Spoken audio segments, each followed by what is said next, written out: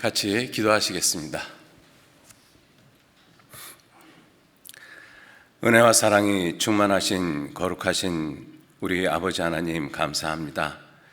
하나님의 귀하신 사랑과 은혜로 저희들 구원해 주시고 지금 이 시간까지 주님의 거룩하신 몸된 교회 안에 우리의 남은 생에 살아가도록 붙잡아 주시고 또 가르쳐 주시고 인도해 주시는 모든 은혜를 진심으로 감사를 드립니다.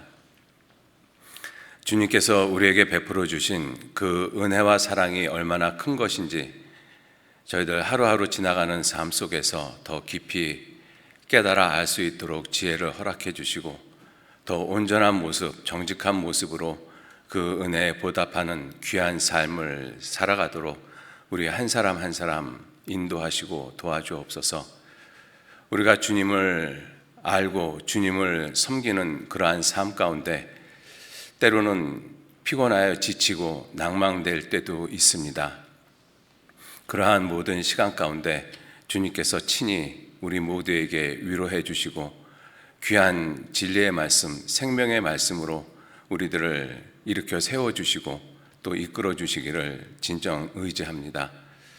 우리 중에 한 사람도 주님을 따라가는 삶에서 주님을 섬기는 삶에서 실족하는 사람들 없도록 주님께서 더욱 붙잡아 주시고 은혜 베풀어 주시기를 간절히 의지하고 부탁을 드립니다. 또 이번 한 주간 또 교회에서 집회가 진행되고 있습니다. 교구 집회 또 대학생 연합 집회 함께 진행되고 있습니다. 주님의 말씀이 증거되는 모든 곳에 주님 함께 해주시고 말씀을 전하시는 분들 또 말씀을 듣는 모든 분들에게 더욱 귀한 진리의 말씀으로 인도해 주셔서 구원함을 받을 수 있도록 주님께서 또한 도와주시고 이끌어 주옵소서. 이 시간도 온전히 주 성령님께만 의지하고 부탁합니다. 마치는 시간까지 주님 함께 하시고 도와주옵소서. 감사드리면서 우리를 구원하시고 지켜주시는 거룩하신 예수님 이름으로 기도 올렸습니다. 아멘. 우리 성경 룻기 찾겠습니다. 룻기 2장 찾겠습니다. 구약 성경 404페이지 찾으시면 되겠습니다.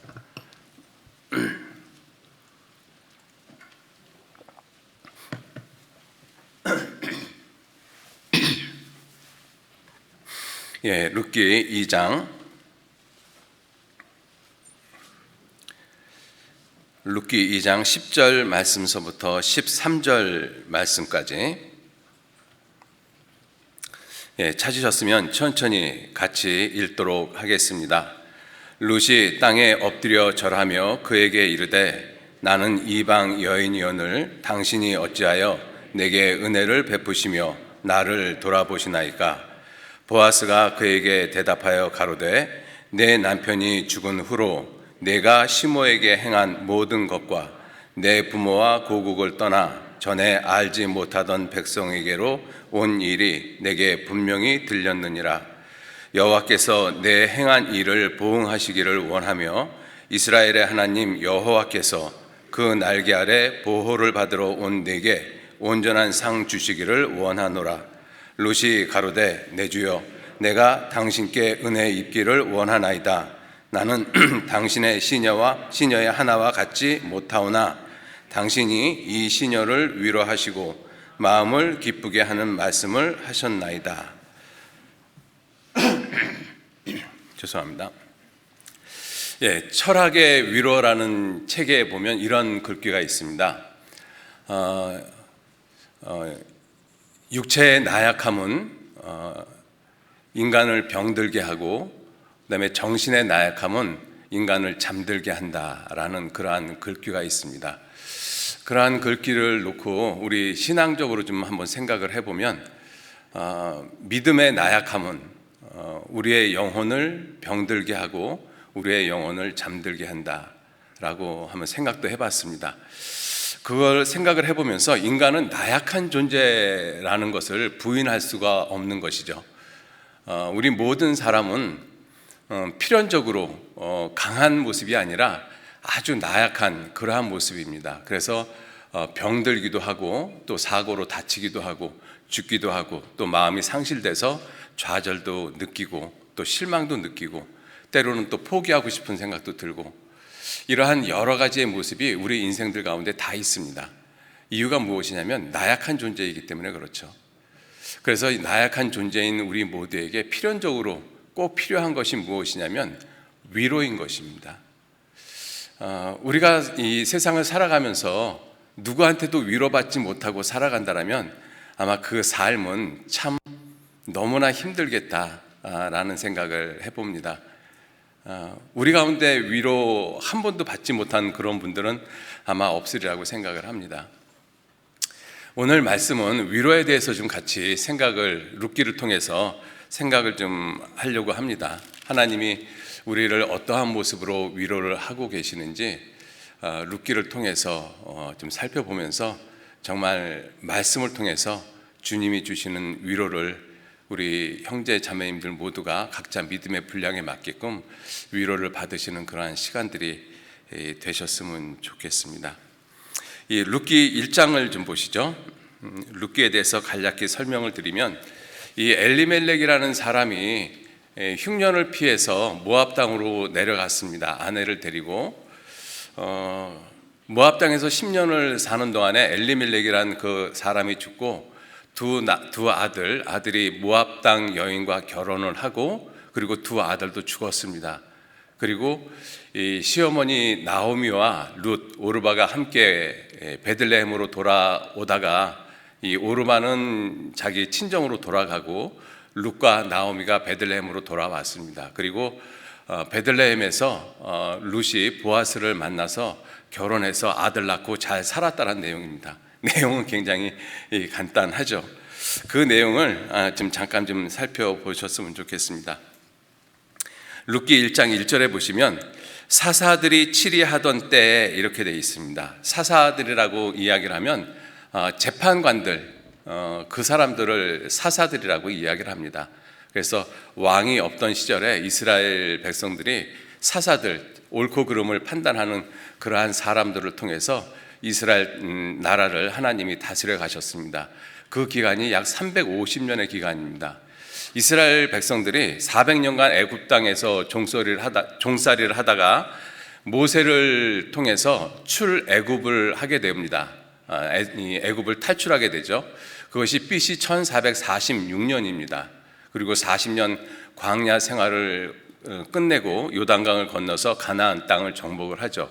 여리고성을 정복을 하면서 350년간 사울이 왕이 되기 전까지 350년의 기간을 사사시대라고 말을 하고 있습니다.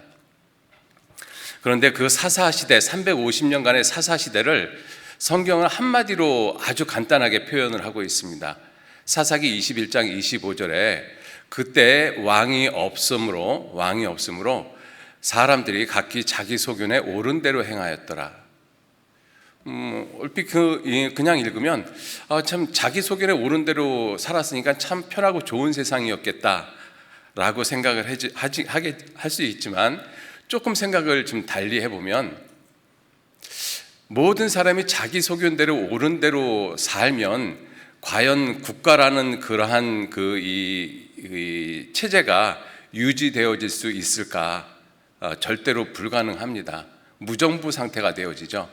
무슨 말씀이냐면 깡패는 깡패 소견에 옳은 대로 행하고 살인자는 살인자 소견에 옳은 대로 행하고 간음하는 사람은 간음하는 대로 자기 소견에 옳은 대로 행하고 도둑놈은 도둑놈 소견에 옳은 대로 행하고 그렇게 각자 다 자기 소견에 옳은 대로 행하면 나라는 어떤 조직은 절대로 유지되어지지 못합니다.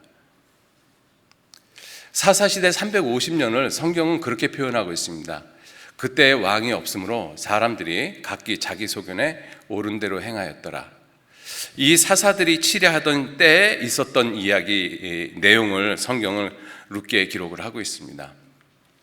그 사사들이 치려하던 때 1장 1절 다시 보시죠. 사사들이 치려하던 때에 그 땅에 흉년이 드니라. 유다 베들레헴에 한 사람이 그 아내와 두 아들을 데리고 모압 지방에 가서 우거하였는데 그 사람의 이름은 엘리멜렉이요 그 아내의 이름은 나오미요 그 두 아들의 이름은 말론과 기련이니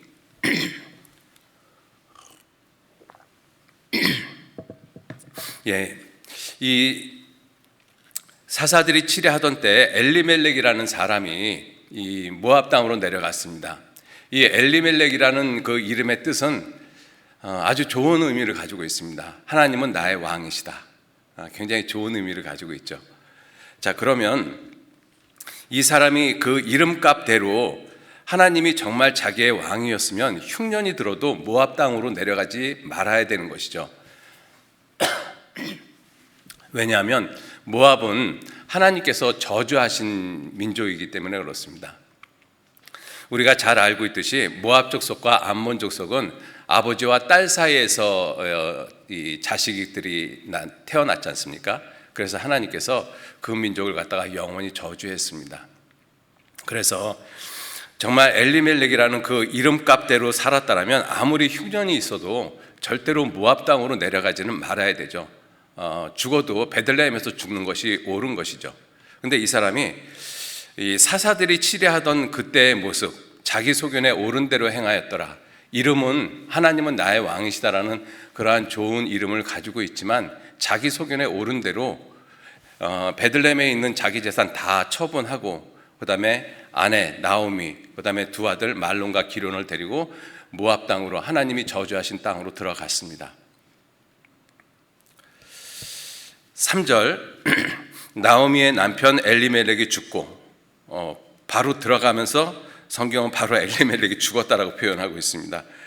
그리고 나오미와 그 두 아들이 남았으며 이제 아버지가 죽었죠. 그리고 어머니하고 두 아들이 남았는데 4절 그들은 두 아들을 가리킵니다. 모압 여자 중에서 아내를 취하였는데 이스라엘 백성들은 이방 여인들을 취하지 말라라고 광야 시대 때 신명기를 통해서 하나님의 명령을 통해서 분명히 명령을 받았습니다. 이방 여인을 취하지 말라라고.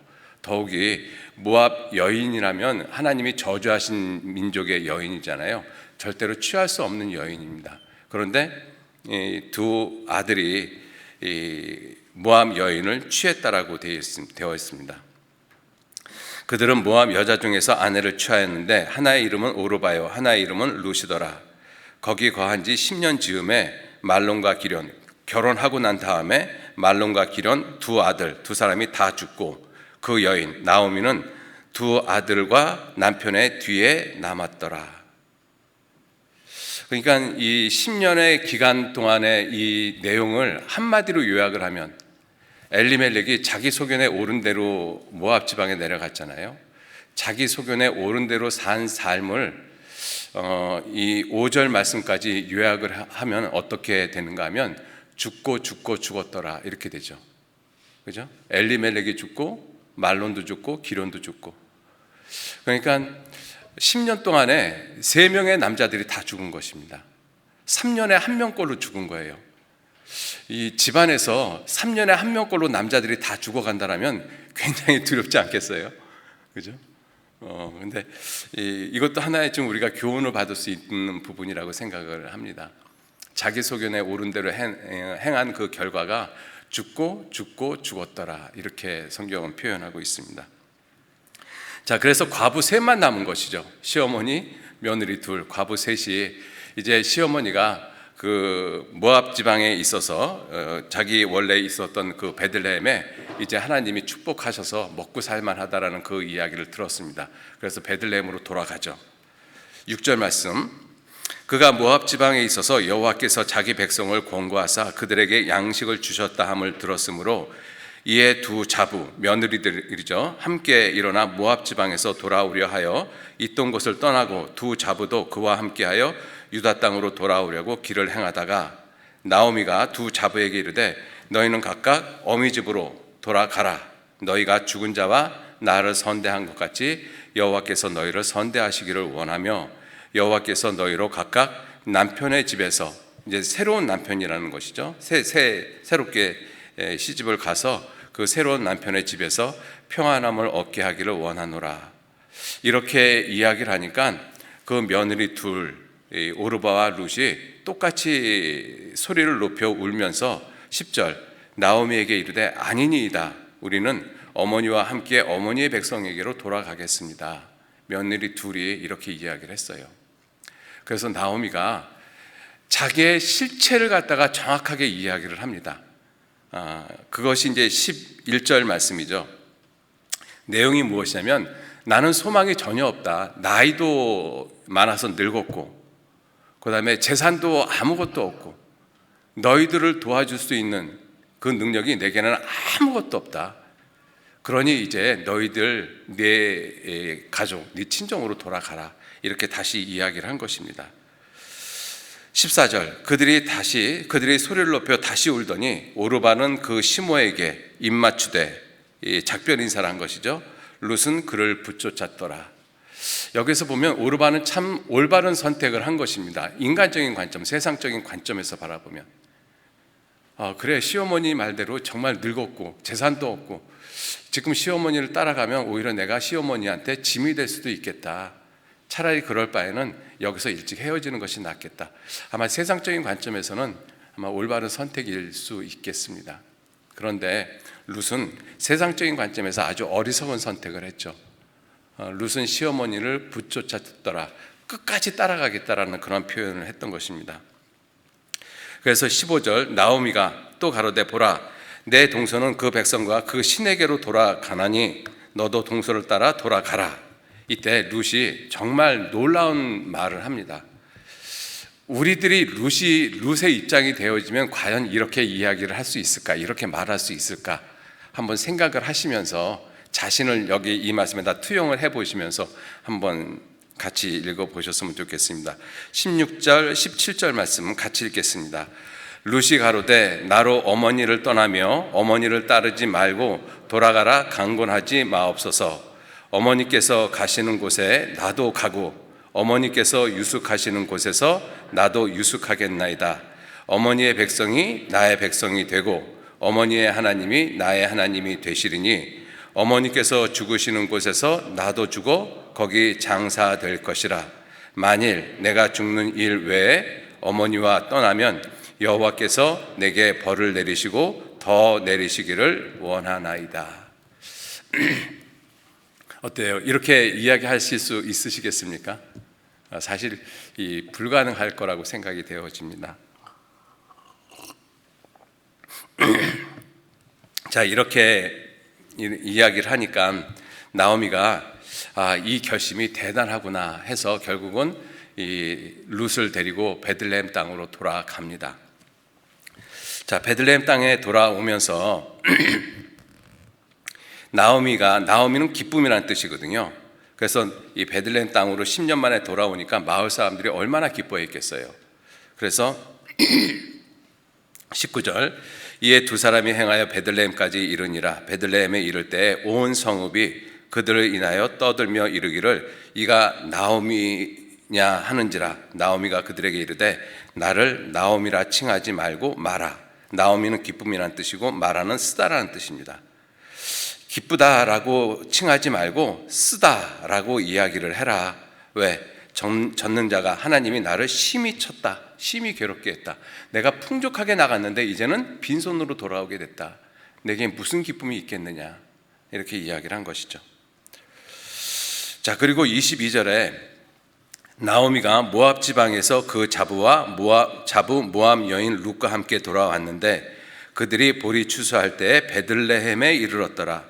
그들이 보리 추수 시작할 때 베들레헴에 이르렀더라. 이렇게 1장은 끝이 나고 있습니다. 그리고 2장이 어떻게 시작이 되는가 하면 2장 1절 나오미의 남편 엘리멜렉의 친족 중 유력한 자가 있으니 이름은 보아스라. 모압 여인 룻이 나오미에게 이르되 나로 밭에 가게 하소서. 내가 네게 은혜를 입으면 그를 따라서 이삭을 주겠나이다. 나오미가 그에게 이르되 내 따라 갈지어다 하매 룻이 가서 베는 자를 따라 밭에서 이삭을 줍는데 우연히 엘리멜렉의 친족 보아스에게 속한 밭에 이르렀더라. 그래서 보아스를 만나서 결혼하고 자식을 낳았다는 이야기입니다. 그러니까 나오미하고 룻이 베들레헴에 돌아온 때가 보리 추수하는 때였었고 보리 추수하던 때에 이삭을 줍는 일이 바로 그 다음 날서부터 시작된 것처럼 느껴지잖아요. 그러니까 베들레헴에 돌아와서 룻은 아무런 고난도 없는 상태에서 기가 막히게 하나님의 은혜로 보아스를 만나서 결혼해서 자식을 낳은 것처럼 그렇게 문맥상으로는 읽혀집니다. 그런데 우리 하나님께서 일을 하시는 모습을 우리가 생각을 해보면 하나님께서 아무런 고난도 없이 내게 영광을 주시는 일은 거의 없습니다. 내가 정말 힘들고 어려워서 하나님께 소리 높여 울고 간절히 매달리고 그래도 하나님은 잠잠하실 때가 정말 많으시잖아요. 그런데 그런 하나님께서 이렇게 룻이 베들레헴에 들어왔는데 그 다음날 우연히 보아스 집에 밭에 가서 이삭을 줍다가 그리고 보아스를 만나서 며칠 앉아서 결혼하고 자식을 낳는 그러한 모습이겠느냐? 저는 아닐 거라고 생각을 합니다. 그리고 그게 아닐 거라는 그 단서를 가질 수 있는 것이 무엇이냐면 3장에 보시면 3장 10절에 보아스가 이렇게 이야기를 합니다. 보아스가 룻에게 3장 10절 11절 말씀 제가 읽겠습니다. 가로되 내 딸아, 보아스가 지금 룻에게 하는 말입니다. 여호와께서 내게 복 주시기를 원하노라. 내가 빈부를 물론하고 연소한 자를 좇지 아니하였으니 너의 베푼 인애가 처음보다 나중이 더하도다. 내 딸아, 두려워 말라. 내가 내 말대로 네게 다 행하리라. 내가 현숙한 여자인 줄 나의 성읍 백성이 다 아느니라. 룻이 현숙한 여자인 것을 성읍 백성이 다 안다라고 이야기를 하잖아요. 이방 여인이 이 도시에 들어왔는데 그 다음날 야, 저 여자는 현숙한 여인이야. 그 동네에 있는 모든 사람이 그렇게 이야기할 리가 없죠. 왜냐하면 사람들은 남을 칭찬하는데 아주 인색합니다. 남을 판단하고 비방하는 데는 모든 사람이 동시에 아주 짧은 시간에 할 수 있어요. 아마 룻이 모압 족속의 여인이라는 걸 알았기 때문에 아마 동네 사람들은 야, 저 저주받은 족속, 모압 족속의 여인이야. 여호와의 총에는 영원히 못 들어오는 그런 여자야. 그 이야기는 아마 삽시간에 그 다음날 아마 다 퍼졌었을 수도 있어요. 사람들의 심성이 본래 악해서 남을 칭찬하는 것보다 남을 폄하시키고 판단하는 그러한 부분이 훨씬 더 발달되어져 있지 않습니까? 그런데 이 11절 말씀에는 내가 현숙한 여자인 줄 나의 백성이 나의 성읍 백성이 다 아느니라. 그렇게 성읍 백성이 다 알기까지는, 그 좋은 평판이 다 되기까지는 결코 짧은 시간이 소요되지는 않을 거라고 생각이 되어집니다. 얼마의 시간일지는 모르지만 얼마의 시간이 분명히 흘렀습니다. 그리고 사람들이 이 룻을 보면서 야, 저 여자는 모압 족속 여인인데 정말 사람이 다르네. 그런 이야기들이 하나하나 거쳐가고 시간이 지나가면서 모든 성읍 사람들이 그래, 저 여자는 모압 족속 여자이지만 참 현숙한 여인이야. 아마 이런 평판을 듣게 되어지지 않았을까. 그래서 룻이 베들레헴에 도착하자마자 바로 그 다음날 바로 얼마 안 돼서 보아스를 만나서 결혼했다라고 생각하는 것보다는 얼마의 시간 동안에 이스라엘 땅에서 많은 어려움을 겪었다라고 생각하는 것이 오늘 위로에 대한 말씀을 우리가 상고를 하는데 훨씬 더 도움이 많이 될 것 같습니다. 뭐 어떨지는 확실히 모르겠어요. 성경에 정확히 나와 있지는 않으니까. 자, 그렇게 생각을 하시고 한번 룻의 모습을 한번 좀 생각을 해보시죠. 룻이 모압 땅을 떠나서 베들레헴 땅으로 들어왔습니다. 모압 여인은 이방 여인이고 하나님께서 저주하신 족속이고 그 족속이 이스라엘 땅으로 들어왔어요. 이스라엘 땅에 있는 사람들이 이 모압 여인 룻을 과연 고운 시선으로 바라봤을까? 절대로 그러지 않을 거라고 생각합니다. 왜냐하면 우리도 일제시대 때, 일제 36년 강점기 때 우리나라를 떠나서 일본에 가서 산 우리 조선 동포들이 있잖아요. 그들이 일본 땅에서 얼마나 많은 서름을 당했습니까? 관동 대지진 때는 조선인들 때문에 결국은 지진이 일어났다라고 해서 무자비하게 학살도 했어요. 그게 이방인의 서름이거든요. 실제로 이방 땅에 살아보면요, 뭔지 모르는 불안함이 있어요. 아마 내가 태어난 나라가 아니라 다른 나라에서 살아본 사람들은 아마 그런 느낌을 분명히 가져보신 적이 있을 거예요. 뭔지 모르지만 불안하고 표현하기는 어렵지만 뭔지 참 편치 않는 마음, 그러한 마음이 항상 따라다닙니다. 그죠? 이 룻이 그랬을 거라고 생각이 들어요. 더군다나 하나님께서 저주하신 족속인데, 자, 그러한 상태에서 이 룻이 갖고 있는 이 삶의 고통이 무엇이냐면 가난이잖아요. 오죽했으면 이삭 주소로 다녔겠어요. 그죠? 그 가난이 얼마 동안 지속이 계속 되어지면 룻의 마음 가운데는 어떤 마음이 드는가 하면, 내가 시어머니를 괜히 쫓아왔나? 나도 동서 오르바처럼 그때 시어머니를 떠나서 고향으로 가야 되는 것, 그게 옳은 것이 아니었을까? 그런 생각하는 것이 인지상정이겠죠. 아무리 그렇게 룻기 1장 16절 17절 말씀에 룻이 그렇게 이야기를 했다 할지라도 가난이 계속되어지고, 그리고 사람들의 곱지 않은 눈초리가 계속되어지면 마음 가운데 참 견디기 어려운 그러한 시간들이 분명히 존재할 것입니다. 그리고 자기가 결정한 결정에 대해서 흔들릴 수도 있고, 그죠? 그러한 상태에서 한번 이렇게 또 가정을 한번 해보죠. 오르바에 대한, 자기 동서 오르바에 대한 소식이 들려왔어요. 오르바는 고향으로 돌아가서 좋은 남편 만나서 아들, 딸 낳고 잘 살고 있다, 그런 이야기가 들려왔어요. 그러면 안 흔들리겠습니까? 그런데 또 소식이 들려오기를 룻의 어머니 아버지가 룻 자신 때문에 이 이스라엘 땅으로 간 그것 때문에 마음이 상심이 돼가지고 결국 화병으로 돌아가셨다는 이야기를 만약에 들었다라고 하면 룻의 마음이 어떻겠어요? 야, 이건 내가 진짜 잘못 선택한 거 아니야? 내가 이렇게 지금까지 이렇게 사는 것이 맞아? 어머니를 봐도 아무래도 그 가난에서 벗어날 수 있는 모습은 전혀 안 보이고, 이 이삭 죽기를 도대체 언제까지 해야 되지? 죽을 때까지 정말 해야 되나? 여기서 이런 모습으로 살다가 죽어야 돼? 이게 내 인생이야? 내 인생의 끝이 이러해? 이런 생각 안 하겠습니까? 그러면 아무리 죽는 일을 위해 어머니를 결코 떠나지 않겠다라고 다짐을 해도 사실은 마음이 흔들릴 수밖에 없습니다. 그게 룻의 슬픔이잖아요. 룻의 슬픔, 그죠? 그 삶의 무게가 얼마나 크겠습니까? 자, 그런데다가 룻이 갖고 있는 또 하나의 근본적인 슬픔이 있어요. 룻이 갖고 있는 근본적인 슬픔. 룻이 왜 이스라엘 땅에 왔어요? 룻이 왜 이스라엘 땅에 들어왔습니까? 어머니의 백성이 내 백성이 되고 어머니의 하나님이 내 하나님이 될 것입니다.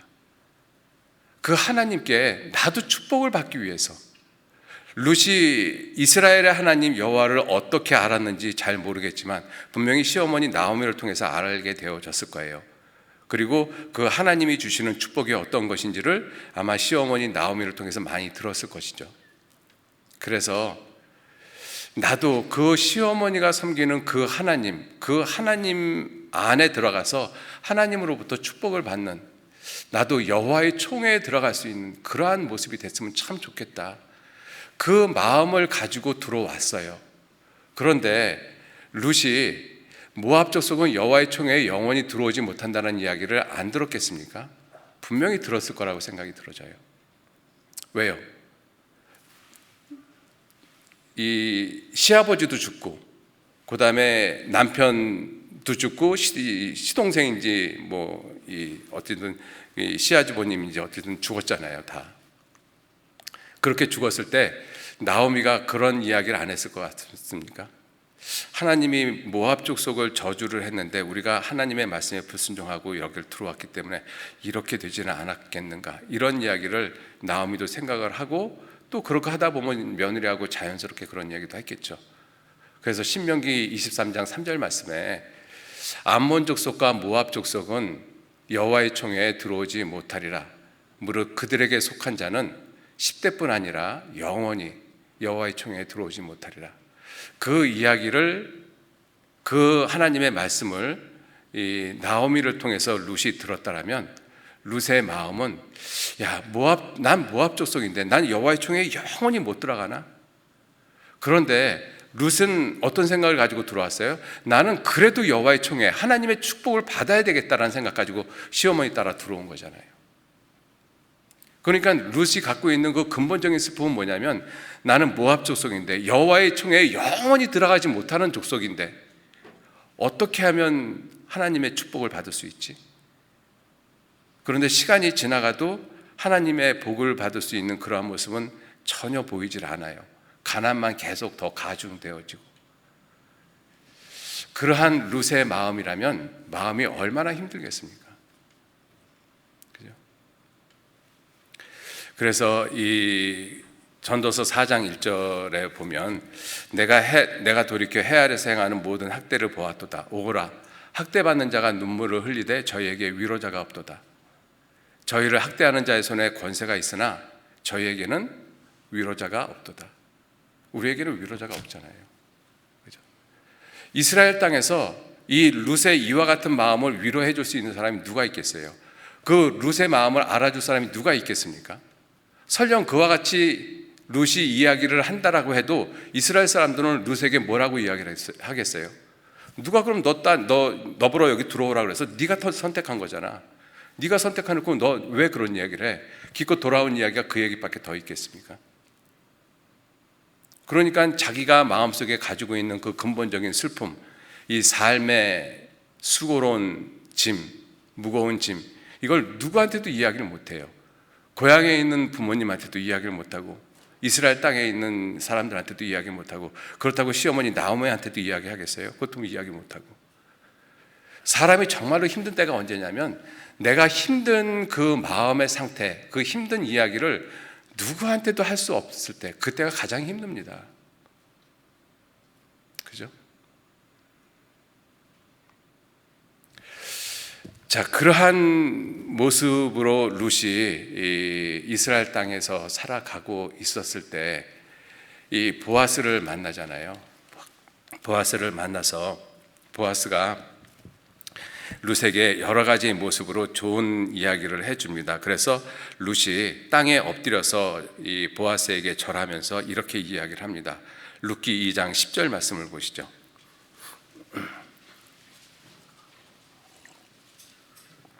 룻기 2장 10절 말씀.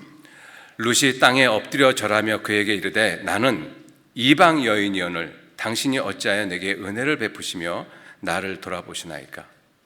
나 이방 사람인데, 지금까지 이방인의 천대를 받으며 살아왔는데 한 번도 이방인인 나를 갖다가 따뜻한 눈빛으로 바라보는 사람이 없었는데 당신은 어찌하여 나를 돌아보십니까? 그때 보아스가 이렇게 대답을 합니다. 11절. 보아스가 그에게 대답하여 가로되, 내 남편이 죽은 후로 내가 시모에게 시어머니에게 행한 모든 것과 내 부모와 고국을 떠나 전에 알지 못하던 백성에게로 온 일이 내게 분명히 들렸느니라. 이 말을 룻이 보아스를 통해서 들었을 때 룻의 마음이 어땠을 것 같아요?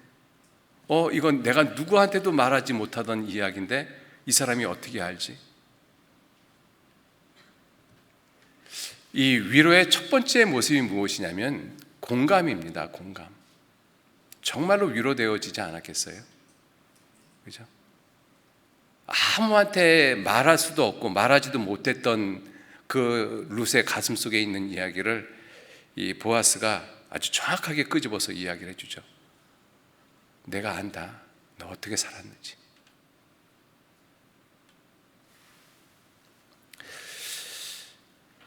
자, 12절. 그리고 12절 말한 내용이 무엇이냐면 보아스가 여호와께서 내 행한 일을 보응하시기를 원하며 이스라엘의 하나님 여호와께서 그 날개 아래 보호받으러 온 내게 온전한 상 주시기를 원하노라. 이 말을 또 룻이 들었을 때 나도 여호와의 총회에 들어갈 수 있나? 하나님이 내게 복을 주시나 보다. 이게 전혀 그것이 불가능할 줄 알았는데 이 사람은 어떻게 이 이야기를 하지? 그 날개 아래 보호받으러 온 것을 어떻게 알며 그 날개 아래 보호받으러 온 나에게 여호와께서 상 주시기를 원하노라. 받아주시는 것도 고마운데 거기에 상까지 주시기를 원한다라고 이야기를 하고 있으니까 이 룻의 입장에서는 얼마나 마음에 큰 위로가 되겠습니까? 그죠? 그래서 룻이 이야기하기를 13절 룻이 가로되 내 주여 내가 당신께 은혜 입기를 원하나이다. 나는 당신의 시녀의 하나와 같이 못하오나 당신이 이 시녀를 위로하시고 마음을 기쁘게 하는 말씀을 하셨나이다. 이 시녀를 위로하시고 마음을 기쁘게 하는 말씀을 하셨나이다. 아마 룻이 이스라엘 땅에 들어온 이후로 최고로 기쁜 때가 이때가 아니었을까, 그죠? 그런 생각이 듭니다. 아, 내 마음을 알아주는 사람이 있구나, 그죠? 아까도 말씀을 드렸습니다만은 이 위로의 첫 번째 모습이 공감이거든요. 공감, 그죠? 정말 힘들고 어렵게 살아온 그러한 내 모습을 누군가가 나한테 그래 참 힘들었지, 내가 안다, 그 한마디가 그 사람의 마음을 다 녹여줍니다. 그죠? 여러분들 그런 생각 한번 좀 해보셔요. 어떤 사람이 너무 슬퍼서 혼자서 비를 맞고 혼자서 걸어가고 있어요. 마음속에 슬픔이 너무 커서. 그런데 어떤 친구가 와서 그 사람에게 우산을 씌워줍니다. 그러면 그 우산을 씌워준 그 친구에 대해서 고마움은 생겨요. 그런데 위로는 안 생깁니다. 고마움은 참 너 나한테 참 고맙다. 그런데 위로는 안 되어지거든요. 근데 어떤 사람이 위로가 되어질까요? 함께 아무 말 없이 같이 비를 맞고 함께 묵묵히 같이 걸어주는 사람. 정말 고마울 뿐만 아니라 위로가 되어지죠. 그게 공감이기 때문에 그렇습니다. 그죠? 룻이 이 보아스에게 그 공감을 느낀 거잖아요. 보아스는 그 공감대를 형성해 주는 것이고, 내가 안다, 내게 분명히 들렸다. 그죠? 자, 그리고 이 룻이 갖고 있는 가장 근본적인 슬픔이 여호와의 총회에 못 들어간다라는 것이었잖아요. 그런데 이 보아스가 이스라엘 하나님 여호와께서 그 날개 아래 보호받으러 온 내게 온전한 상 주시기를 원하노라. 이 보아스의 말이 룻에게는 정말로 큰 기쁨이 됐을 거예요. 위로의 또 하나의 모습이 무엇이냐면, 내가 선택한 부분에 대해서 맞아, 네가 선택한 것이 옳아, 그 확신을 주는 것이거든요. 너 이스라엘 땅에 하나님께 복 받으러 왔잖아. 그 선택 옳은 선택이야, 잘못된 선택 아니야. 보아스가 그 얘기를 해준 거거든요. 너 옳은 선택한 거야. 하나님이 틀림없이 내게 복 주실 거야, 상 주실 거야. 룻이 자기가 선택한 것에 대해서 내가 혹시 잘못 선택한 것은 아니었을까? 내가 오르바처럼 선택해야 되는 건데 잘못 선택한 것이 아니었을까? 이렇게 갈팡질팡하고 있었을 때 누군가가 와서 아니야, 네가 선택한 것이 맞아. 지금까지는 네가 선택한 것에 대해서 어떤 모습도 보이지 않았지만 조금만 참고 견뎌. 분명히 거기에 대한 보응이 분명히 있을 거야. 그 확신을 주면 엄청난 위로가 되어집니다. 그래서 위로는 공감과 확신입니다. 보아스는 룻에게 그와 같은 모습으로 위로를 해준 거예요. 룻의 마음을 충분히 공감하고 룻이 선택한 부분에 대해서 분명한 확신을 줬죠. 그런데 보아스는 그렇게 확신의 말만 한 것이 아니라 실제 행동을 했습니다. 실제 행동을 했어요. 이 보아스에게 시어머니 나오미가 룻에게 무슨 얘기를 했는가 하면, 네 시아버지 엘리멜렉이 모압 땅으로 가기 전에 많은 재산이 있었는데 그 재산을 다 팔고 갔단다. 그런데 그렇게 팔아버린 그 재산을 다시 물릴 수 있는 사람이 있어. 그 사람이 보아스야 라고 이야기를 해준 거예요. 그래서 너는 보아스에게 가서 당신은 우리의 기업을 다시 물을 수 있는 사람이니까 우리 기업을 물러주십시오, 이렇게 요청을 하라고 시어머니가 룻에게 요구를 합니다. 그래서 룻이 그 말대로, 시어머니의 말대로 보아스에게 가서 이야기를 해요. 3장 보시죠. 3장 9절 말씀해 보시면, 가로되 내가 누구뇨? 대답하되 나는 당신의 시녀 룻이오니 당신의 옷자락으로 시녀를 덮으소서. 당신은 우리 기업을 물을 자가 됨이니이다. 이 물은다라는 것이 원상태로 회복시킨다라는 거잖아요. 예, 우리가 옛날에 어떤 놀이 같은 거, 가위바위보 놀이 같은 거 했을 때 내가 한 판 졌잖아요. 그러면 이거 없던 걸로 다시 물러줘, 한 판만 다시 해, 물러줘, 이렇게 이야기를 하잖아요. 그런 의미의 물은다라는 것입니다. 그죠? 이 전의 상태로 다시 회복시켜 달라는 것이죠. 그래서 이 보아스가 말하기를 10절에 가로되 내 딸아 여호와께서 내게 복 주시기를 원하노라. 내가 빈물을 물론하고 연소한 자를 좇지 아니하였으니 너의 베푼 인애가 처음보다 더하도다. 그리고 말씀 계속 이으면 12절 참으로 나는 내 기업을 물을 자나 물을 자가 나보다 더 가까운 친족이 있으니 이 밤에 여기 머무르라. 아침에 그가 기업 물을 자의 책임을 내게 이행하면 좋으니 그가 그 기업 물을 자의 책임을 행할 것이니라. 만일 그가 기업 물을 자의 책임을 내게 이행코자 아니하면 여호와의 사심으로 맹세하노니 내가 기업 물을 자의 책임을 내게 행하리라. 아침까지 누울지니라. 그래서 보아스보다 더 가까운 엘리멜렉의 친족이 있었던 거예요. 그래서 기업을 물을 때 보아스보다는 더 가까운 친족이 먼저 물을 권리가 있습니다. 그래서 그 친족에게 묻죠. 보아스가 묻습니다. 4장 보시죠. 4장 4절 내가 여기에 앉은 자들과 내 백성의 장로들 앞에서 그것을 사라고 내게, 지금 보아스가 그 친족에게 이야기하는 것입니다. 내게 구하여 알게 하려 하였노라. 내가 물으려면 물으려니와 내가 물으지 아니하려거든 내게 구하여 알게 하라. 내 다음은 나요. 그 외에는 물을 자, 엘리멜렉의 기업을 물을 자가 없느니라. 그랬더니 그 사람이 내가 물으겠다 이렇게 이야기를 한 거예요. 만약에 그 사람이 물었으면 보아스에게는 기회가 없는 것이죠. 자, 그래서 보아스가 또 계속 이야기하기를, 보아스가 5절 가로되 내가 나오미의 손에서 그 밭을 사는 날에 곧 죽은 자의 아내 모함 여인 루색에서 사서 그 죽은 자의 기업을 그 이름으로 잊게 하여야 할지니라. 이렇게 이야기를 하니까 6절 그 기업 물을 자가 가로되 나는 내 기업에 손해가 있을까요? 나를 위하여 물으지 못하노니 나의 물을 권리를 뇌같이 하라. 나는 물으지 못하겠다.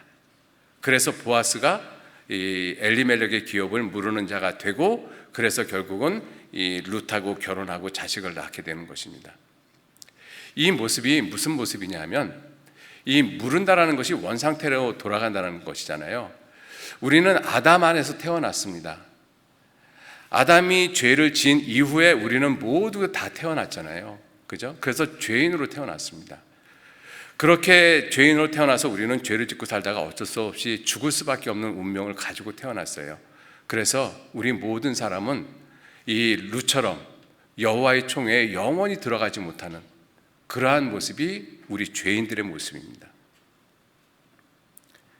모압 족속과 암몬 족속은 10대뿐 아니라 영원히 여호와의 총회에 못 들어간다라고 말씀하셨지만 죄인들도 마찬가지로 죄인들도 10대뿐 아니라 영원히 천국에 못 들어갑니다. 죄인은 천국에 절대로 못 들어가죠.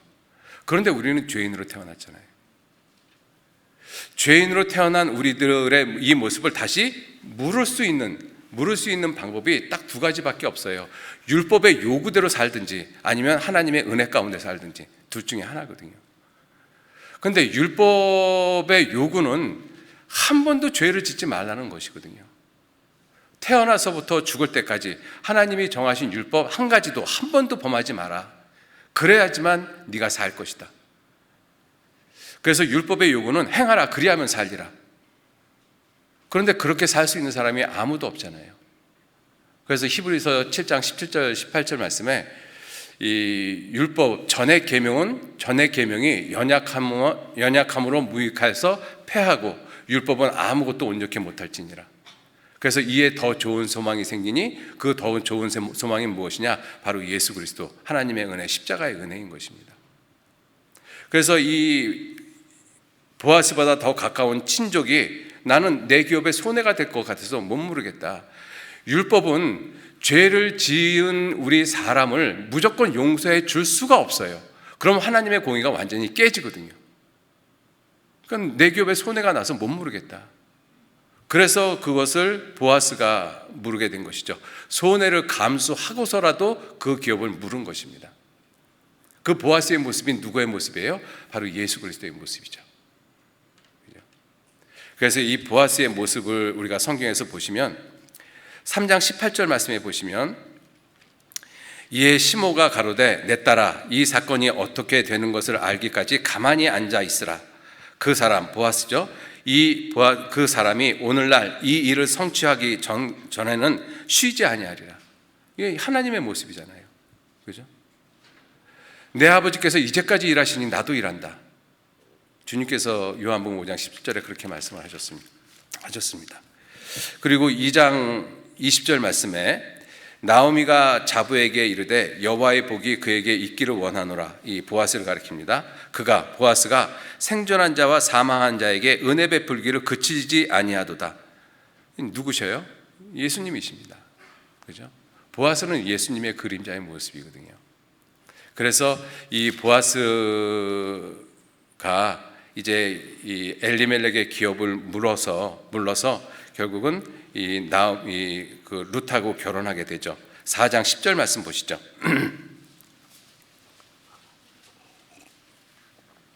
4장 10절 또 말론의 아내 모함 여인 룻을 사서 나의 아내로 취하고 그 죽은 자의 기업을 그 이름으로 잊게 하여 그 이름이 형제 중과 그곳 성문에서 끊어지지 않게 하며 너희가 오늘날 증인이 되었느니라. 13절 이에 보아스가 룻을 취하여 아내를 삼고 그와 동침하였더니 여호와께서 그로 잉태케 하심으로 그가 아들을 낳은지라. 여인들이 나오미에게 이르되 찬송할지로다. 여호와께서 오늘날 내게 기업 물을 자가 없게 아니하셨도다. 이 아이의 이름을 이스라엘 중에서 유명하게 되기를 원하노라. 그래서 결국은 룻이 아들을 낳았습니다. 아들의 이름을 오벳이라 하고 오벳이 이새를 낳고 이새는 다윗 왕을 낳았다. 그리고 아브라함과 다윗의 자손 예수 그리스도의 계보라. 마태복음 1장 1절에 그렇게 기록되어져 있습니다. 결국 룻은 당당히 여호와의 총회 예수 그리스도의 반열에 당당하게 들어가게 됐죠. 그죠? 그러니까 룻의 그 모든 슬픔을 완벽하게 위로한 모습이 보아스의 모습이라는 것입니다. 삶의 무게에 대한 부분을 보아스가 정확하게 알고 이야기를 하잖아요. 네가 이스라엘 땅에 와서 말 못할 고민, 고통, 괴로움 겪은 거 내가 다 안다. 그 한마디가 얼마나 큰 위로가 되겠어요.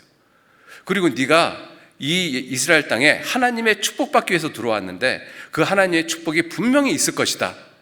그리고 그 하나님의 축복을 받기 위해서 내가 일할게.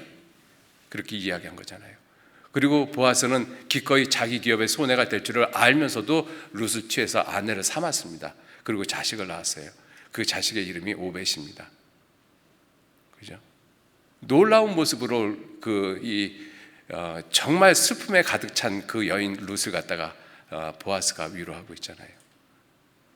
그 모습이 우리 주님의 모습이십니다.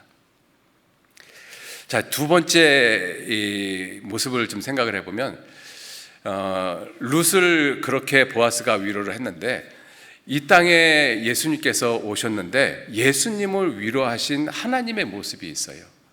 그 예수님을 위로하신 하나님의 모습도 역시 그 위로의 모습이 있는데 역시 똑같은 모습입니다. 공감과 확신, 그 모습이 예수님에게도 그대로 적용이 되어져요. 요한복음 12장 한번 찾아보시죠. 요한복음 12장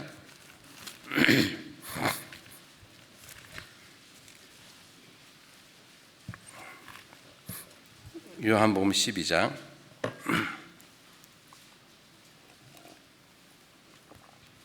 27절 말씀, 요한복음 12장 27절 제가 읽겠습니다. 27절 지금 내 마음이 민망하니 무슨 말을 하리요. 아버지께서 나를 구원하여 이때를 면하게 하여 주옵소서. 그러나 내가 이를 위하여 이때에 왔나이다. 아버지여, 아버지의 이름을 영광스럽게 하옵소서 하시니 이에 하늘에서 소리가 나서 가로되 내가 이미 영광스럽게 하였고 또 다시 영광스럽게 하리라 하신대. 곁에 서서 들은 무리는 우레가 울었다고도 하며 또 어떤 이들은 천사가 저에게 말하였다고도 하니 예수께서 대답하여 가라사대 이 소리가 난 것은 나를 위한 것이 아니요 너희를 위한 것이니라. 예, 이 말씀을 통해서 이 예수님을 위로하시는 하나님, 좀 표현은 조금 좀 어색하지만 그렇게 좀 표현을 해보겠습니다. 그 모습을 좀 살펴봤으면 좋겠어요.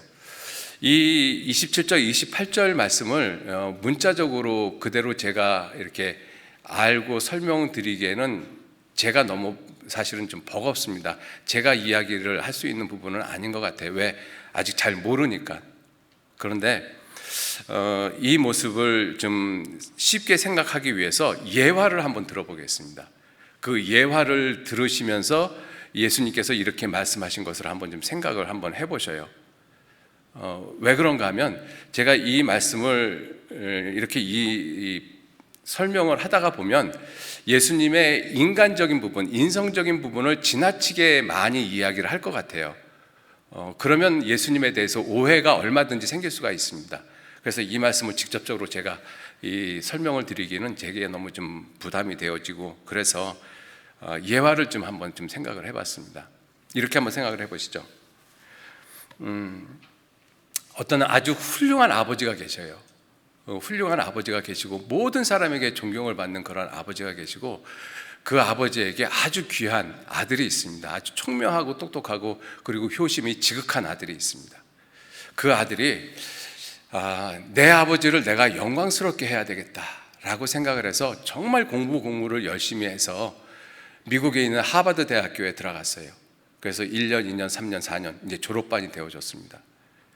열심히 지금 공부를 했어요. 4년 동안 그렇게 이 부모를 떠나서 혼자서 공부를 하다 보니까 4년 졸업할 즈음 당시에는 이제 좀 지치는 거예요. 내가 이렇게 하는 것이 정말 아버지의 영광을 나타내는 것이 맞나? 아니면 어떡하지? 나 도저히 또 졸업 못하면 어떡하지? 여러 가지 이 힘든 마음의 상태가 되어졌습니다. 그래서 이러지도 못하고 저러지도 못하고 있는데 아버지께서 전화가 왔어요.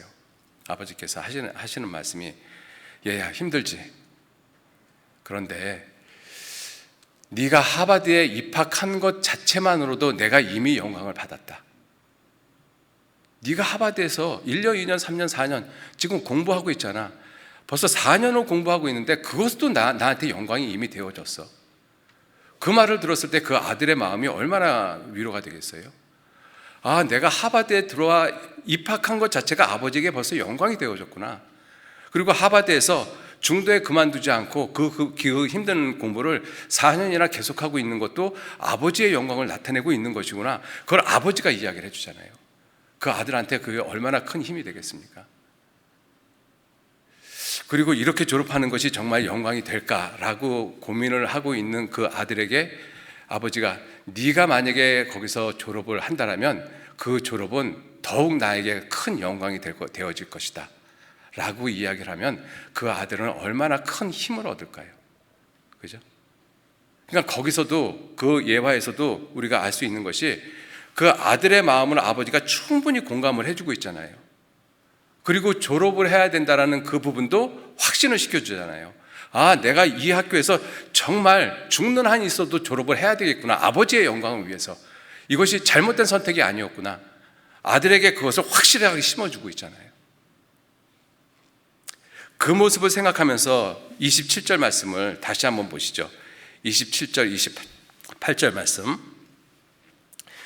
지금 내 마음이 민망하니, 여기서 민망하다라는 그러한 의미는 어떠한 뜻이냐면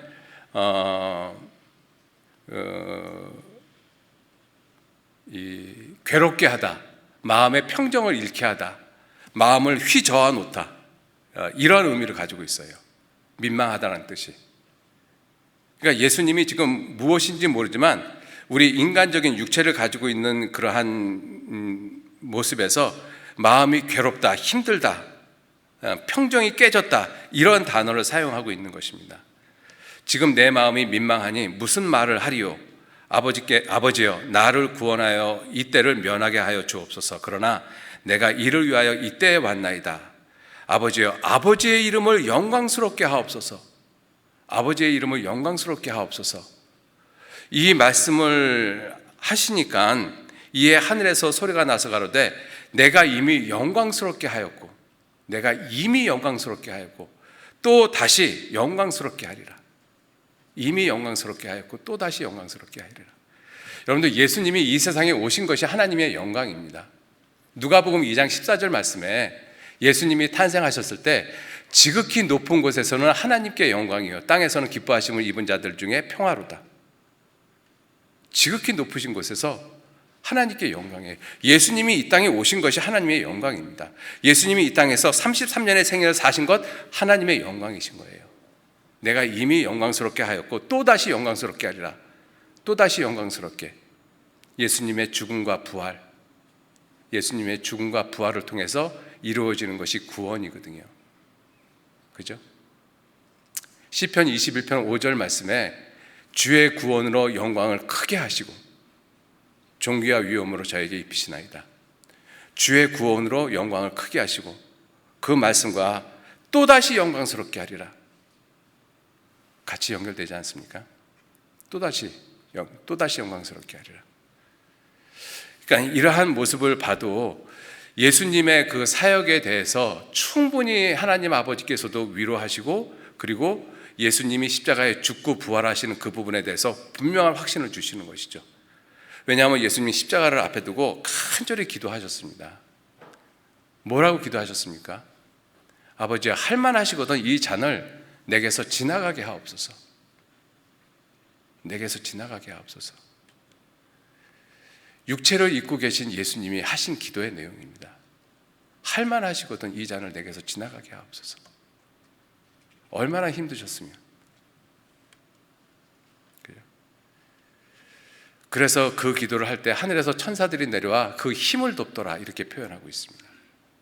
위로하신 거잖아요. 육체를 입고 계신 그 예수님을. 자, 그러한 모습도, 그 위로의 모습도 역시 공감과 확신입니다. 예수님이 아버지의 영광을 위해서 십자가에 죽는 것이 예수님의 일이시거든요. 이 땅에 오신 목적입니다. 그것이 틀리지 않았다는 것을 재삼 확인시켜 주시는 거잖아요. 자, 마지막으로 나를 위로하시는 하나님 아버지의 모습, 나를 위로하시는 하나님.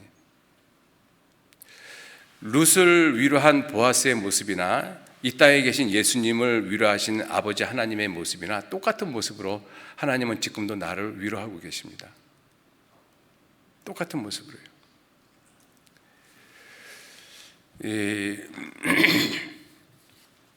성경에 보면, 우리들의 모습을 보면 우리들도 룻하고 비슷하게 슬픔이 있습니다. 그 슬픔의 모습이 거의 룻하고 비슷해요. 우리가 갖고 있는 근본적인 슬픔이 있죠. 룻도 근본적인 슬픔이 있었잖아요. 여호와의 총에 들어가지 못한다는 모압 족속이기 때문에. 우리도 죄인이기 때문에 천국에 절대로 못 들어갑니다. 죄인은 시대뿐 아니라 영원히 천국에 못 들어가죠. 그게 죄인의 저주입니다. 우리는 그 근본적인 슬픔을 가지고 있어요. 내 영혼은 그거를 알아요. 내 영혼은. 그죠? 그래서 우리 모든 사람은 그 부분에 대한, 그 죽음에 대한 두려움, 심판에 대한 두려움, 지옥에 대한 두려움을 피할 수가 없는 것입니다. 그 근본적인 슬픔이 있거든요. 그리고 두 번째는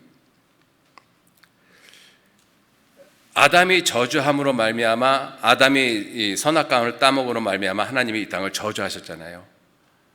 땅은 너로 말미암아 저주를 받아 가시와 엉겅퀴를 내고 너는 종신토록 수고하여야 그 땅의 열매를 먹을 것이다. 그래서 모든 인생에게는 정말 놀라운 수고로운 짐이 있습니다. 수고로운 짐. 그죠? 그 두 가지 짐, 룻에게서 있었던 그 짐과 우리에게 있는 그 짐이 일맥상통합니다. 똑같은 모습이죠. 마태복음 11장 찾아보시겠습니다. 마태복음 11장.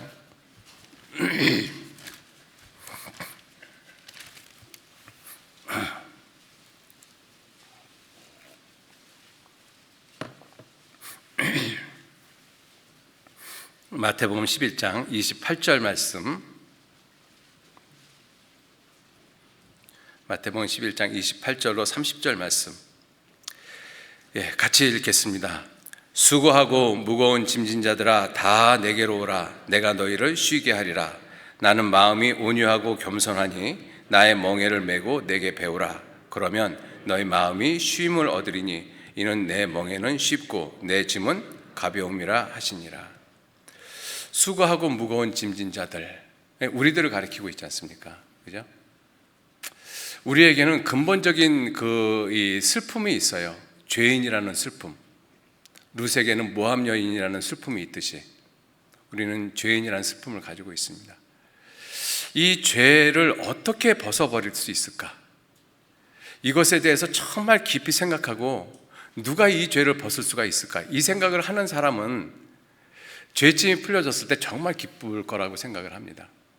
그죠? 근데 많은 사람들은 사실은 그러한 부분에 대해서 깊게 생각하지 않고 살아가고 있어요. 대부분의 사람들은 인생에 대해서 그렇게 깊이 생각을 안 하고 살아갑니다. 근데 철학자들 중에서 보면 철학자들은 정말 생각이 깊다라는 것을 우리가 엿볼 수가 있지 않습니까? 실존주의 철학자 칼 야스퍼스는 이런 이야기를 했어요. 왔노라 내가 어디로부터인지 알지 못하면서, 있노라 내가 누구인지 알지 못하면서, 가노라 어디로 가는지 알지 못하면서, 죽노라 언제 죽는지 알지 못하면서. 이건 정말 인생을 깊이 생각해 보지 않고는 이렇게 글을 쓸 수 없다고 생각을 합니다. 그죠? 이렇게 인생에 대해서, 자기 죄에 대해서, 정말 심판과 죽음에 대해서, 하나님에 대해서 깊이 생각한 한 사람이 그 죄짐이 벗어질 때 그 사람이 느끼는 그 기쁨은 엄청나게 크고 위로도 엄청나게 클 거라고 생각이 들어집니다. 그죠? 철로역정을 읽어보면 그 기독도가, 크리스찬이 어느 날 자기 등에 짐이 생겼어요. 성경을 읽다가. 그래서 이 짐을 어떻게 벗어버릴까? 집으로 가서 아내한테 이야기를 해도, 아니 당신 등에 무슨 짐이 있어? 아빠 무슨 짐이 있다고 그래? 가족들은 그러거든요. 근데 이 크리스찬은 이 짐을 어떻게 벗어버릴까? 이걸 어떻게 벗어버릴까? 누가 벗겨줄까?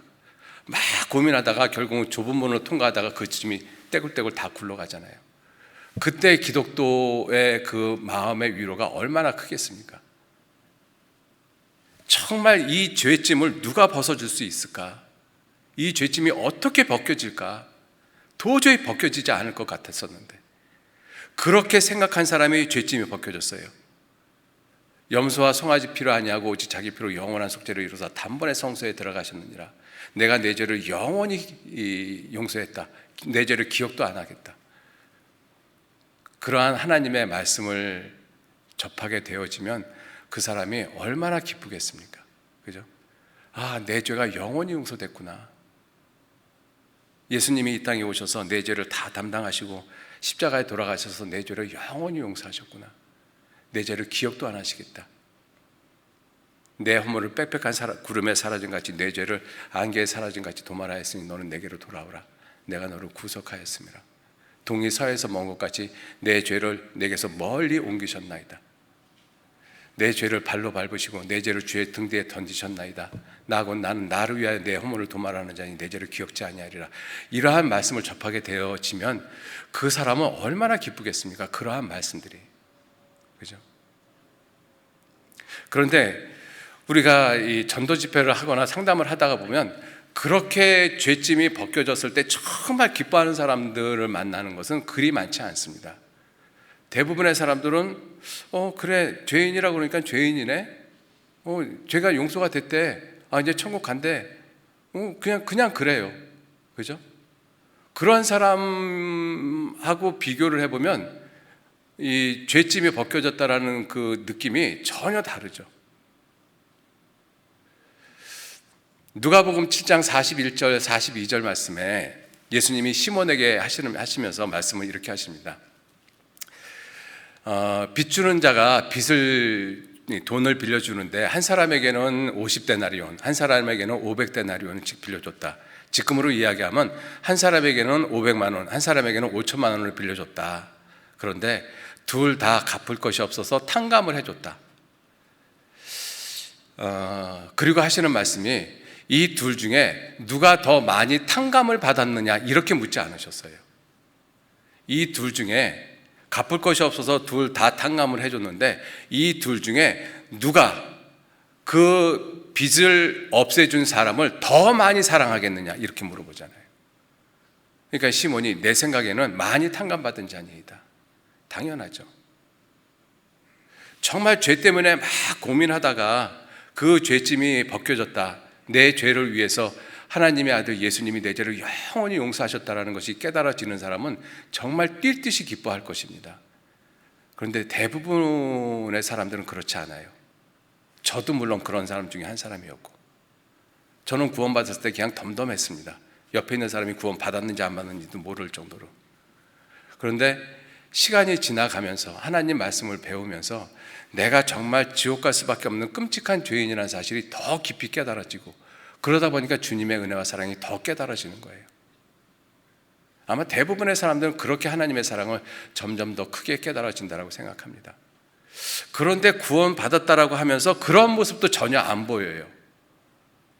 그건 꼭 점검해 보셔야 됩니다. 정말 내가 산 사람인지 죽은 사람인지. 자, 그렇게 우리의 근본적인 슬픔을 위로해 주신 분이 누구셔요? 예수님이셔요. 그죠? 예수님이십니다. 자, 그리고 우리가 삶의 저주받은 땅에서 살면서 삶의 슬픔들, 삶의 수고들이 많이 있잖아요. 수고하고 무거운 짐진 자들아 다 내게로 오라. 내가 너희를 쉬게 하리라. 제가 어떤 분을 잠깐 좀 말씀을 드리겠습니다. 그분이 지금 11월 달이잖아요. 10월 21일 11시 45분에 구원을 받으셨어요. 제가 그 날짜를 기억을 하는데 며칠 전 사건이기 때문에 그렇습니다.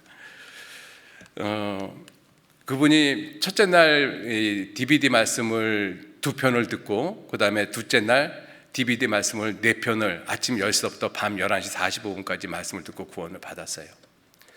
자, 그런데 그분이 여자분이신데 이제 나이가 한 50줄에 들어섰습니다.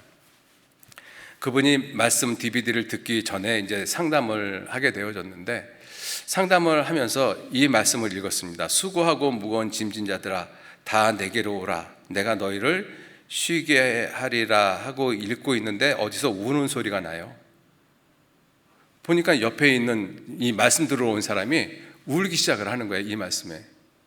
그래서 상담을 못하고 그냥 가만히 있었어요. 이 주변에 있는 사람들도 다. 그리고 이제 진정이 돼가지고 이제 상담을 끝나고 그냥 말씀을 들었습니다. 그날 2편 말씀을 듣고 그 다음날 4편 말씀을 듣고 구원을 받은 거예요. 그래서 구원을 받고 그 다음날 이제 7편 말씀, 생활에 대한 말씀을 들으러 와서 이제 물어봤습니다. 그때 이 수고하고 무거운 짐진 자들아 다 내게로 오라. 내가 너희를 쉬게 하리라. 이 말씀을 읽을 때 왜 그렇게 우셨어요? 그렇게 물어봤더니 또 울어요. 그러면서 하는 얘기가 뭐냐면, 내가 그러지 않아도 50여 년 동안 이 삶의 무게 때문에 너무 지쳐가지고 그래서 도망가다시피 해가지고 대만에서 20년을 살아왔는데 이 짐이 안 벗겨지더라는 것입니다. 그런데 이 짐을 갖다가 누가 벗겨준다고 그러니까 이게 얼마나 고맙냐는 거예요. 하나님을 모르는 상태였습니다. 말씀을 들으려고 하던 시점이었으니까. 얼마나 고맙냐는 거예요. 그 말씀만 들으면서 또 울어요. 제가 그래서 그 모습을 보면서 나는 구원받기 전에도 이 말씀 참 많이 읽었는데 한 번도 이 말씀을 읽으면서 울어본 적이 없거든요. 물론 우리가 성경 말씀을 듣거나 배우거나 설교 말씀을 들을 때 다른 어떤 말씀을 듣고 우리가 위로를 받으면서 운 그런 모습은 우리에게도 많이 있을 거라고 생각합니다. 그런데 저는 이 말씀을 통해서 한 번도 울어본 적이 없거든요. 그래서 저 혼자 생각을 해봤어요. 저분하고 나하고 이 말씀에 대한 느낌이 뭐가 다를까? 저는 제 삶의 무게를 그렇게 심각하게 생각해 본 적이 없던 거예요. 근데 그분은 구원받지 않았음에도 불구하고 삶의 무게가 정말로 자기를 짓누르고 있다는 걸 느낀 거예요. 그리고 누가 이것을 벗겨줄 수 있을까? 어떻게 하면 벗을 수 있을까? 그 사람이 이 말씀을 들었을 때 구원을 안 받았는데도 위로를 받잖아요. 제가 그걸 보면서 하나님의 말씀은 정말 살았구나. 산 자와 죽은 자를 위로하시는 하나님의 말씀, 그죠? 산 자와 죽은 자를 위로하시는 주님은 우리의 삶의 무게도 벗겨주십니다. 수고하고 무거운 짐, 수고로운 인생의 짐, 무거운 죄짐, 그 짐을 진 사람 다 내게로 오라. 내가 너희를 쉬게 하리라. 이 말씀이, 이 예수님의 말씀이 내게 정말로 위로가 되는 이유가 무엇이겠습니까? 위로가 되는 이유가 이러한 말씀이, 예수님이 내 죄를 영원히 용서하셨다. 수고하고 무거운 짐진 자들아 다 내게로 오라. 내가 너희를 쉬게 하리라. 이러한 말씀이 내게 위로가 되는 이유가 무엇이겠어요?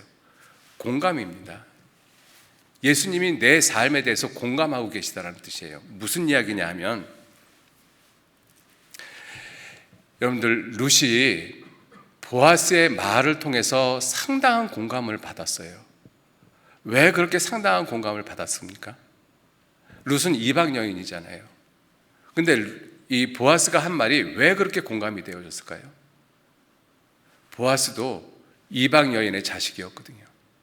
그 어머니가 여리고성 기생 라합이었습니다. 보아스가 자라면서, 어릴 때 자라면서 동네 아이들한테 기생의 자식이라는 얘기 안 들었을 것 같습니까? 이방 여인의 자식이라는 소리 안 들었을 것 같아요. 그거를 겪은 사람이잖아요. 그것을 겪은 사람이 똑같은 이방 여인의 슬픔을 알고 이야기를 하고, 만약에 룻도 그것을 알았다면 보아스의 말이 100번 1000번 위로가 되고도 남죠. 정말 공감이 되어지잖아요. 저 사람도 이방 여인의 자식이었구나. 그런데 여호와의 총회에 들어왔네. 나도 가능하겠다. 여러분들, 예수님의 말씀이, 예수님의 이러한 말씀이, 수고하고 무거운 짐진 자들아 다 내게로 오라. 내가 너희를 쉬게 하리라. 이 말씀이 내게 공감이 되어지는 이유가 뭐예요? 예수님이 히브리서 4장 15절 말씀 찾아보시죠. 히브리서 4장 15절 말씀.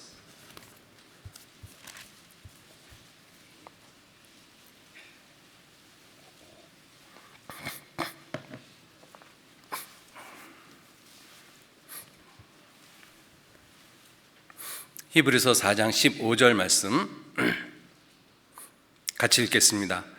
우리에게 있는 대제사장은 우리의 연약함을 체휼하지 아니하는 자가 아니요 모든 일에 우리와 한결같이 시험을 받은 자로되 죄는 없으시니라.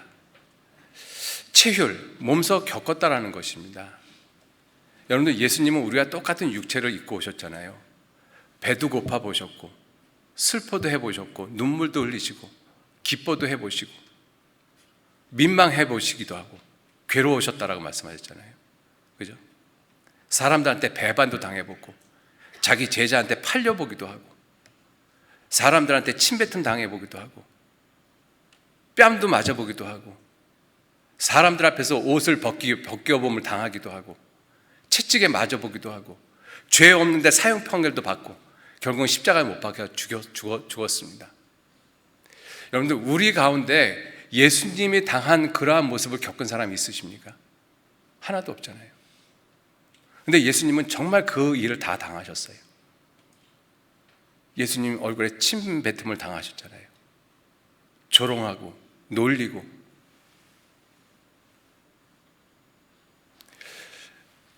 우리에게 있는 대제사장은 우리의 연약함을 체휼하지 아니하는 자가 아니요 모든 일에 우리와 한결같이 시험을 받은 자로되 죄는 없으시니라.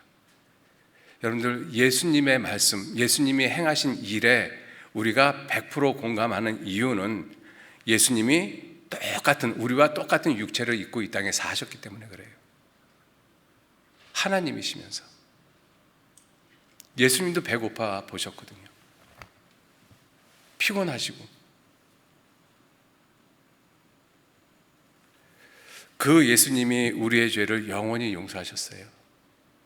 그러니까 예수님께서 우리의 죄를 영원히 용서하셨다. 수고하고 무거운 짐진 자들아 다 내게로 오라. 내가 너희를 쉬게 하리라. 이것이 그냥 말로만 하신 것이 아니잖아요. 보아스가 룻에게 말로만 하나님이 내게 상 주시기를 원하노라 하고 끝난 것이 아니잖아요. 자기가 그 일을 했잖아요. 예수님이 이렇게 말로만 하신 것이 아니라 실제로 이 말씀을 이루셨잖아요. 실제로 우리에게 가장 근본적인 슬픔을 갖다 해결해 주셨지 않습니까? 죄 문제, 우리의 삶의 문제 해결해 주잖아요. 그런데 우리가 살아가면서 여러 가지로 마음에 염려, 걱정, 근심되는 일 많습니다. 그런데 예수님 뭐라고 말씀하셔요? 아무것도 염려하지 마라. 너희 구할 것 하나님께 아뢰라. 그리하면 모든 지각에 뛰어난 하나님의 평강이 그리스도 예수 안에서 너희 마음과 생각을 지키시리라. 그 말씀을 누가 하셨어요? 우리와 똑같은 육체를 입고 살아가신 그 예수님께서 하셨어요. 그래서 우리는 예수님 말씀에 100% 공감한다는 것입니다. 그래서 이 말씀에 우리가 위로를 받는 거예요. 구원을 받지 못한 사람이라 할지라도 자기가 삶에 정말 지치고 이 지친 삶에서 어떻게 하면 벗어날 수 있을까, 그것을 간절히 원했던 사람은 이 말씀 한마디만 갖고도 울 수 있습니다. 위로지 않습니까? 꼭 구원받아야지만 이런 말씀이 위로가 되어집니까? 아니에요. 산 자와 죽은 자를 위로하시는 하나님이십니다.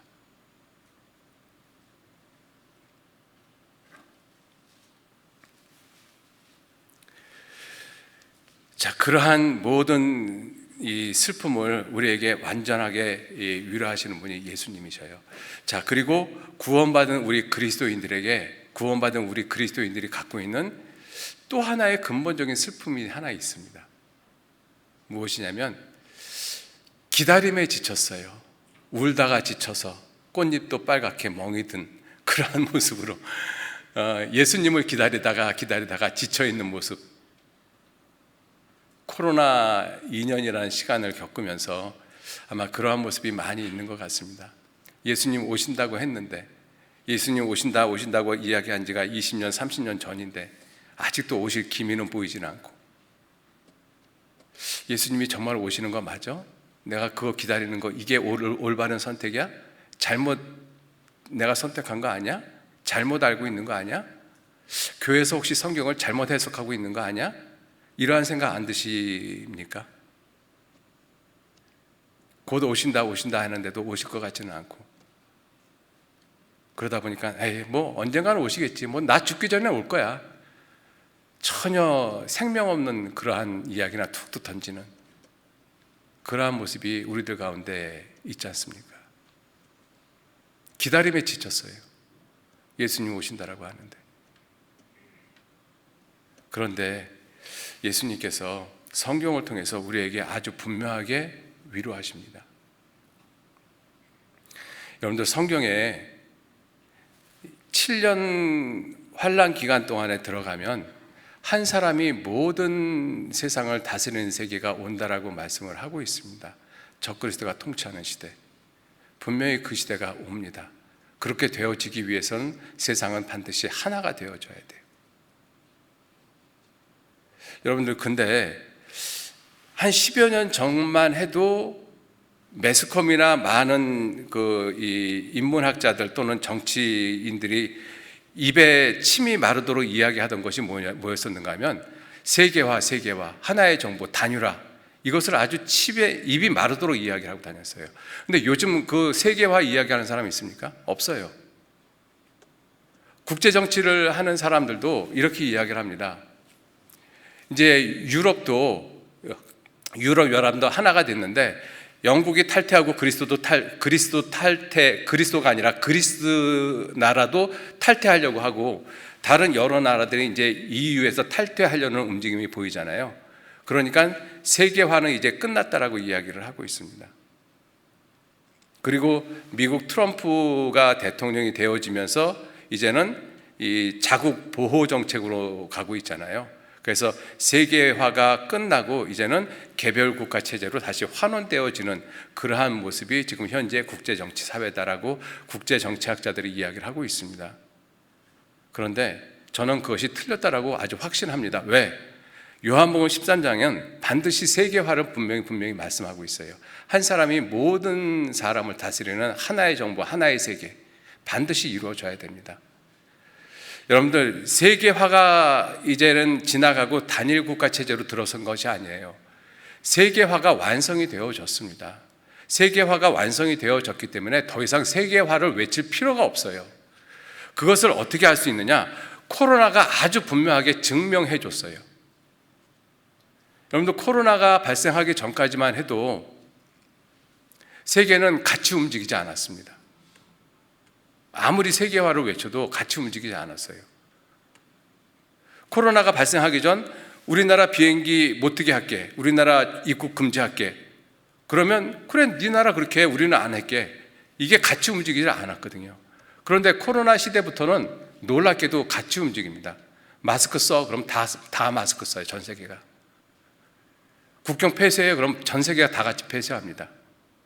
백신 맞아, 그럼 전 세계가 다 백신 맞잖아요. 놀랍지 않습니까? 세계가 기가 막힌 모습으로 이미 하나가 돼버렸어요. 이미 하나가 되어진 세상에서 세계화를 뭐 때문에 외치겠습니까? 외칠 필요가 없죠. 세계화가 됐는데. 여러분들, 그러한 모습을 보면 성경의 예언이 놀라운 모습으로 이미 성취되어지고 있는 것을 우리 눈앞에 정말 분명하게 보고 있잖아요. 그런 거 보시면서 위로를 받으셔야지 맞는 거잖아요. 그죠? 아, 성경 말씀이 틀리지가 않았구나. 내가 예수님의 재림을 기다리는 것이 틀리지가 않았구나. 잘못된 선택이 아니었구나. 확신하셔야 되잖아요. 그죠? 여러분들, 좀 있으면 전 세계는 백신의 증명서를 갖다가 이제 발급을 한다라고 이야기를 합니다. 같이 움직여요. 근데 놀랍게도 꼭 이스라엘이 먼저 하더라고요. 무슨 이유인지는 모르겠지만. 이스라엘이 백신 증명서를 발급을 하면서 이제 관공서나 비행기 또 이러한 기타 등등 이러한 장소에 백신 증명서가 없으면 출입을 못하게 하겠다. 올 초부터 그 얘기했었거든요. 그런데 서서히 그러한 모습으로 가고 있잖아요. 우리나라도 이제 백신 안 맞으면 비행기 못하게 한다는 이야기도 서서히 나오고 있고, 놀랍게 하나로 가지 않습니까? 전 세계가 그것 때문에 구제금융 실시한다라고 하니까 전 세계가 같이 하잖아요. 미국도 재난지원금 주고, 우리나라도 주고, 일본도 주고, 뭐 정신없이 돈 퍼서 주고 있거든요. 똑같이 움직여가고 있지 않습니까? 우연이겠습니까? 에이, 방역이라는 것 때문에 그렇죠. 맞습니다. 그 얘기도 틀린 얘기는 아니에요. 그래서 질병본부의 권한이 엄청나게 세졌어요. 국가 최고 권력만큼 세졌습니다. 이제 방역이라는 이름으로 모든 것을 다 통제할 수 있어요. 전 세계가 똑같잖아요. 이상하다고 생각하지 않습니까? 저는 시온 의정서가 분명히 확실히 사실이라고 믿습니다. 저 그거 음모론이라고 생각하지 않아요. 시온 의정서로 되어져 가고 있거든요. 그러한 시대에 우리들이 살고 있습니다. 마지막 때에 요한계시록 6장에 보면 셋째 천사가 나팔을 불 때 검은 말을 탄 자가 나왔다라고 돼 있고 손에 저울을 가졌다라고 돼 있습니다. 그리고 하는 말이 한 데나리온의 보리석된 밀 한 대로다. 한 데나리온이면 남자 하루 품삯입니다. 지금으로 따지면 10만 원 정도 되겠죠. 그 10만 원에 밀 한 대, 밀 한 대면 쉽게 생각하면 식빵 한 덩어리입니다. 10만 원에 식빵 한 덩어리라는 거예요. 무슨 이야기입니까? 하이퍼 인플레이션이에요. 초인플레이션. 여러분들, 하이퍼 인플레이션이 일어나면 종이 돈은 종이가 됩니다. 하이퍼 인플레이션이 일어나면 종이 돈은 종이가 돼요. 말 그대로. 그러니까 전자화폐로 갈 수밖에 없는 세상이 다가왔어요. 이제 세계 같이 움직이고 있잖아요.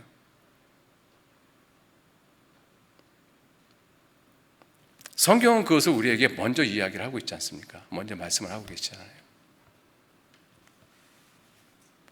그러한 시대를 살고 있는 우리에게 주님은 분명하게 예언이 성취되는 것을 보여주고 계시잖아요. 예언의 말씀이 성취가 안 되는 것이 아니라 놀라운 모습으로 성취되어지고 있지 않습니까? 왜 그것을 우리에게 보여주고 계셔요? 우리에게 하나님의 말씀, 하나님의 예언의 말씀은 틀린 것이 아니다. 네가 선택하고 있는 것, 네가 예수 그리스도의 재림을 기다리는 것, 잘못된 선택이 아니라는 것을 우리에게 분명하게 말씀하고 계시는 거예요. 여러분들, 우리 그리스도인들이 예수 그리스도의 재림을 기다리다가 많이 지쳐 있습니다. 정말 오실까? 근데 놀라운 모습으로 예언의 성취를 통해서 예수님의 재림이 가깝다는 것을 우리에게 아주 분명하게 보여주고 계셔요. 히브리서 10장 보시겠습니다.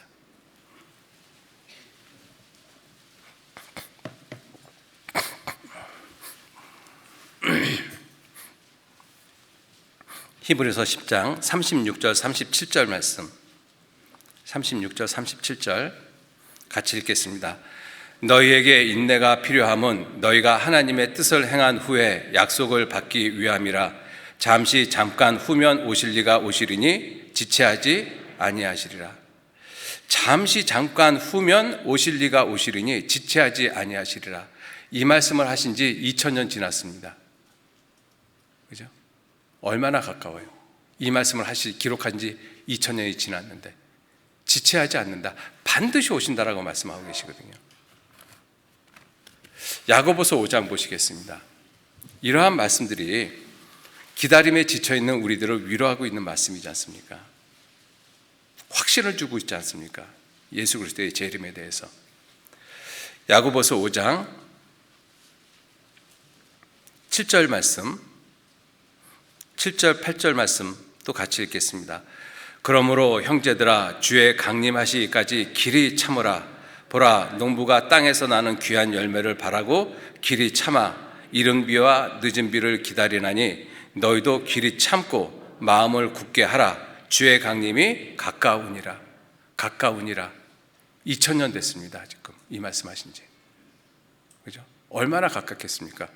그리고 하시는 말씀이 뭐예요? 심판자가 문 밖에 서 계신다라고 말씀하십니다.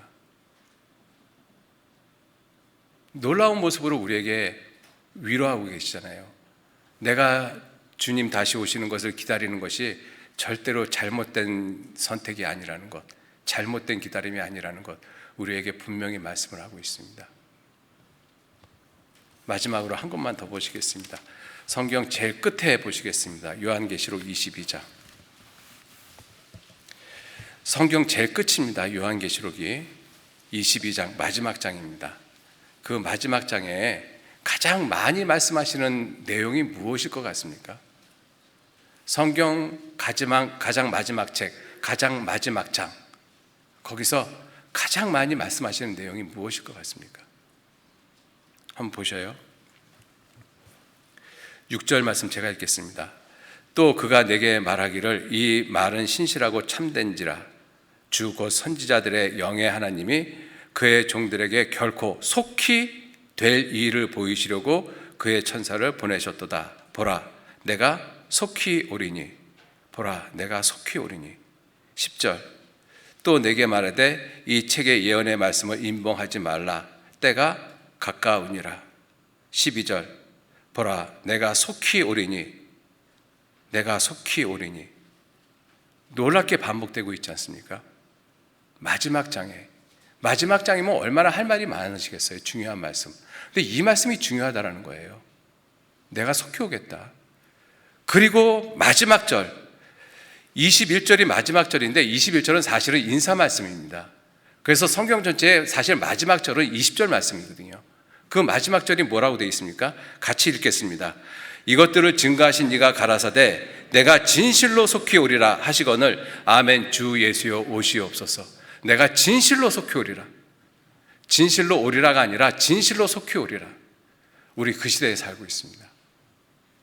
놀라운 모습으로 주님 우리에게 위로하고 계십니다. 그죠?